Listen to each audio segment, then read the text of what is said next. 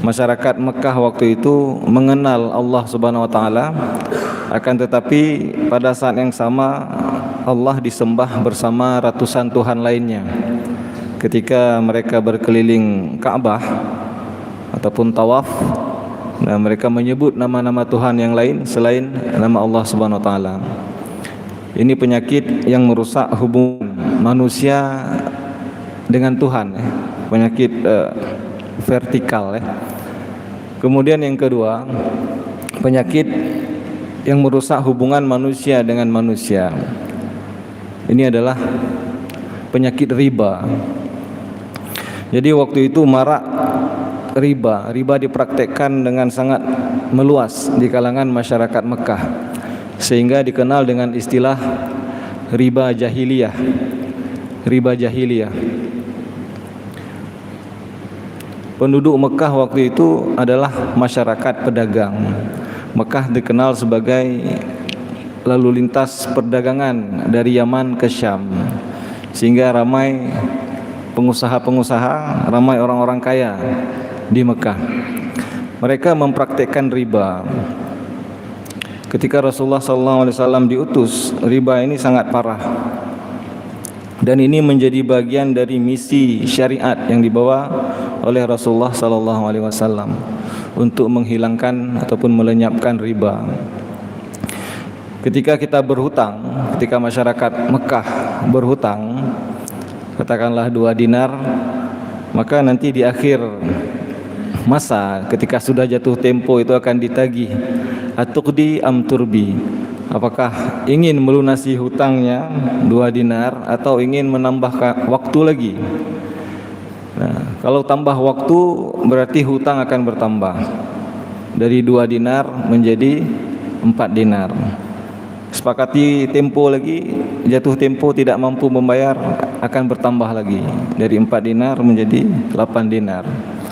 Sepakati lagi tidak mampu lagi, 8 dinar menjadi 16. Demikian seterusnya, adha'afan mudha'afah, berlipat kali ganda. Sehingga ketika seseorang tidak mampu lagi membayar hutangnya, maka dia menjadi budak kepada si pemberi hutang, si orang kaya Mekah, pemodal. Nah, ini yang dipraktekkan masyarakat Mekah waktu itu, sehingga banyak yang menjadi budak, hamba sahaya kepada bangsawan-bangsawan Mekah. Dan ini penyakit yang tidak sehat di kalangan masyarakat waktu itu.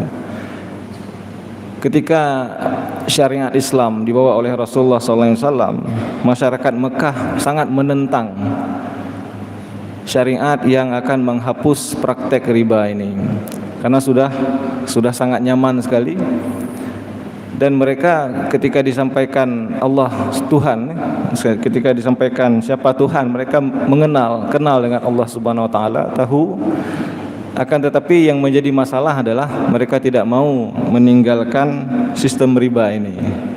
Nah, sehingga di dalam Al-Qur'an itu diceritakan innamal bai'u mislur riba. Sesungguhnya jual beli yang mereka praktekkan, kemudian riba yang mereka praktekkan, perdagangan yang mereka praktekkan dan riba yang juga mereka praktekkan itu, yang dilarang oleh syariat, itu sama saja, mislur riba. Dikatakan oleh kaum Mekah, kaum Quraisy waktu itu, ya sama saja antara jual beli dan riba.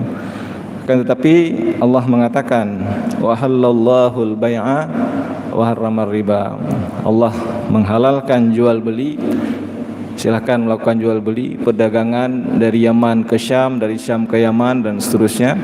Akan tetapi yang diharamkan adalah riba, karena riba ini sistem ekonomi yang menindas, sistem ekonomi yang menciptakan ketidakadilan, yang melanggengkan kekayaan. Orang-orang kaya terus kaya, orang miskin akan terus miskin. Nah, jadi mereka waktu itu sangat menentang usaha ataupun risalah Rasulullah SAW terkait dengan penghapusan riba. Akan tetapi hadirin hadirat yang dirahmati Allah, akhirnya syariat Islam berkembang dan riba sudah hilang. Terakhir itu riba yang pertama sekali dihapuskan oleh Nabi adalah riba paman Nabi, Abbas. Beliau ada hutang, dan hutang itu